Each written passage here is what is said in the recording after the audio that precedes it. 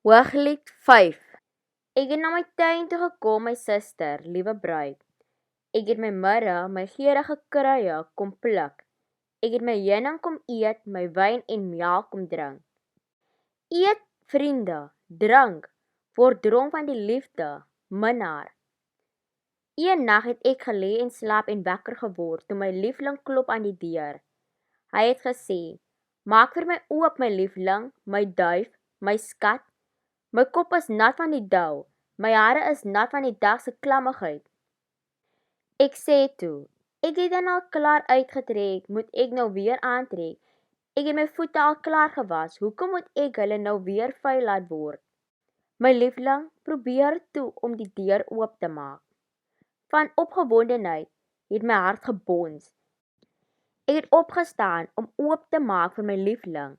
My hande was nat van parfuum. En terwyl ek die deur oopsluit, het mirre gedrup van my vingers af.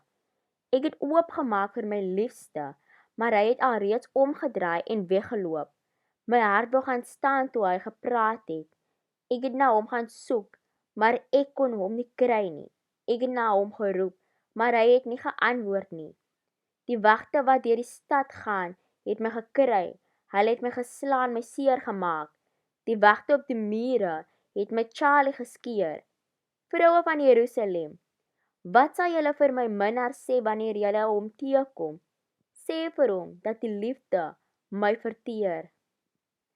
Wat is dan anders aan jou beminde, o mooiste vrou? Wat is dan anders aan jou beminde dat jy ons so smeek? My liefling is pragtig. Hy staan uit bo duisende ander. Sy voorkop is so skitterende goud. Hy het golwende hare, so swart soos die van 'n kraai. Sy oë is soos die van duwe, wat by die waterstrome bly, gewas in melk en soos juwele geset. Sy wange is soos beddings, vol geurige kruie. Sy lippe is soos lelies wat drup van mirre. Sy hande is soos stukke goud met edelstene, daarin gemonteer. Sy lyf is soos 'n stuk ivoor, ingelê met safiere. Sy bobene is soos marmerpilare wat op goue voetstukke staan.